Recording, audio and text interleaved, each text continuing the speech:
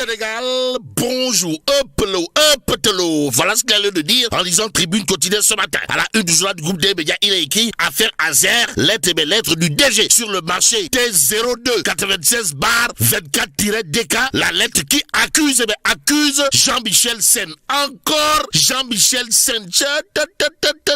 Jean-Michel Sen. Bon, la correspondance numéro 437/Azer-SG/CTS du 19 mai 2026 du DG au ministre des Finances est un aveu déguisé. L'Azer avait saisi la Cour suprême afin de faire annuler la suspension prononcée par l'organe de régulation des marchés publics, informe toujours Tribune dans le journal du groupe des médias. On peut également lire d'ici là, une question fondamentale se pose. Où sont passés les 37 milliards de francs CFA déjà décaissés? Montant qui constitue justement l'objet de la suspension du financement. En tout cas, Tribune quotidienne sur ce point de retenir et faire retenir ce qu'il y a de retenir pour l'instant. Comprenez? Affaire Azer, lettre du DG sur le marché T02 96/24-DK, la lettre qui accuse Jean-Michel Sen. Jean-Michel Sen qui apparemment a fait du gain sakoui. Au regard de ce que nous livre, critique le journal, en tout cas dédié, lettre adressée à Cheikh Diba sur le marché de 37 milliards de francs CFA. Jean-Michel Sen, le DG de l'Azer, s'électrocute lui seul et plus que seul. La vérité finit toujours par triompher. Retenons en tout cas ce qu'il y a de retenir d'après bien entendu. Critique quotidienne, comprenez? S'il y a un dossier qui donne le tournis, c'est bien le marché numéro T02 96/24-DK censé électrifier 1600 villages sénégalais, 1740 d'après l'Azer. En effet, 2 ans après que la banque espagnole Santander a décaissé les 37 milliards de francs CFA, les villages sont toujours dans l'obscurité. Ainsi, à 37 milliards, à espagnol bi. Voilà les interrogations, Kouroubaï Fall et Moldebouride infligées bien entendu à Jean-Michel Sen, DG de l'Azer. Ainsi, le DG de l'Azer, d'après toujours critique, sollicite l'accompagnement de Cheikh Diba afin d'obtenir des éclairages de la banque Santander. On est où là? C'est l'interrogation qui s'est posée. En tout cas, Jean-Michel Sen. Oh, Jean-Michel Sen, Jean-Michel Sen.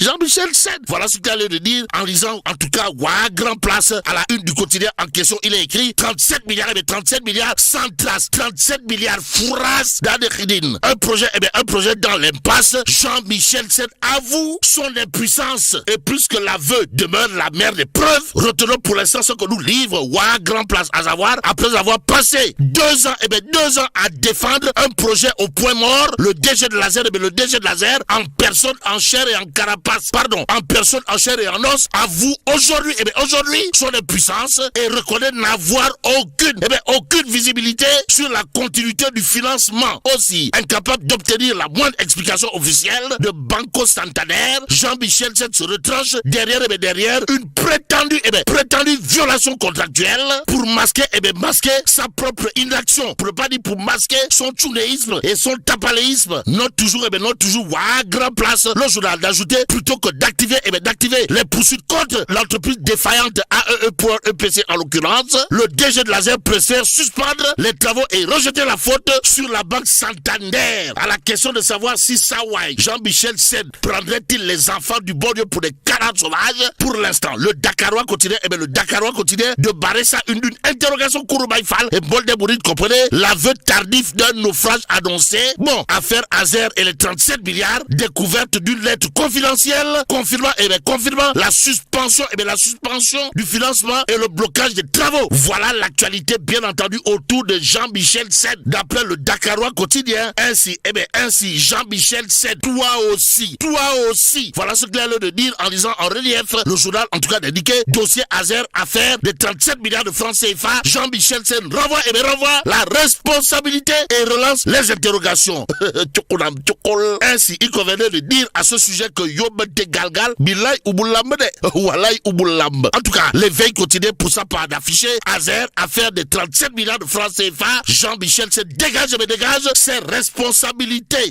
Dégager ses responsabilités au nom de qui ou de quoi. Quoi qu'il en soit, l'éveil quotidien quotidien note en tout cas une lettre du DG évoquant des difficultés à exécuter le projet. À la question de savoir, mais Jean-Michel Sen, c'est quoi le projet? Le Témoin continue pour l'instant de faire retenir un marché de 37 milliards, 37 milliards de francs CFA, avec à la clé la lettre tardive de Jean-Michel Sen. Mbadou. Bon, à côté du gay de Sakoui, signé Jean-Michel Sen. D'après le Témoin quotidien, le journal Les Échos de parler de l'affaire des bracelets électroniques, histoire de nous apprendre une information ouverte, des milliards et de gros potes dans le viseur. Bon, deux marchés en cause pour un montant de plus de 11 milliards. Renseigne Les Échos avant d'ajouter l'affaire pistée depuis octobre 2024 au cœur de cette actualité. Le Colombe Cyber Défense Opération Center des frères Jimmy Chiber Gay et Gore Diop Gay, précise toujours Les Échos, écho favorable ou défavorable. Pour l'instant, l'observateur l'obs de révéler pôle judiciaire financier, détail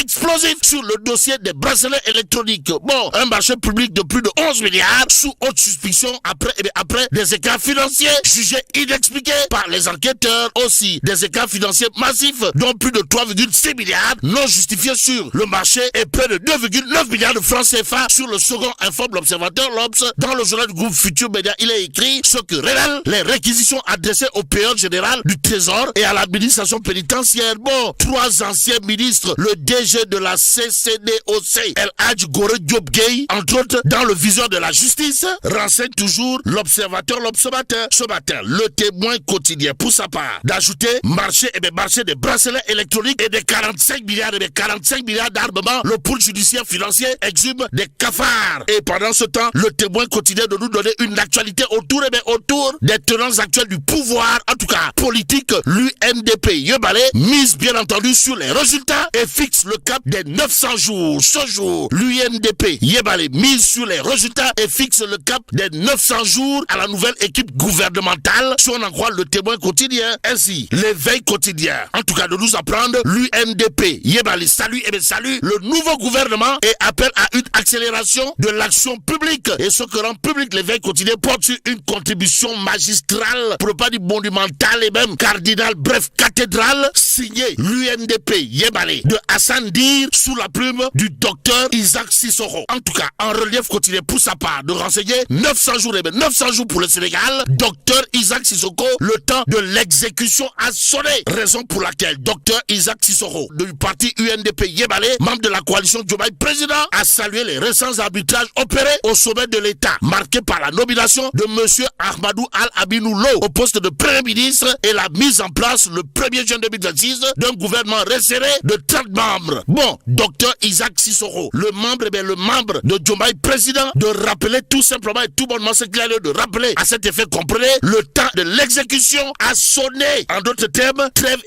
de bavardage, de mel et de ngapatingololi, pour ne pas dire de sabatadien agbadema. Cependant, retenons l'information de Vox Populi au chapitre justement de l'actualité du moment. Et là, c'est Madana Khan qui corrige Ousmane Sonko. En quoi faisant? En soutenant, d'après Vox Populi, ce qui se passe n'est pas une cohabitation, mais une crise de majorité. Que dire d'autre de la sortie magistrale signée Madana Khan de la plateforme Dundu? Sinon, l'homme a d'après toujours Vox Populi déclaré à la crise économique, on ajoute une crise institutionnelle, on risque une nouvelle baisse de la note du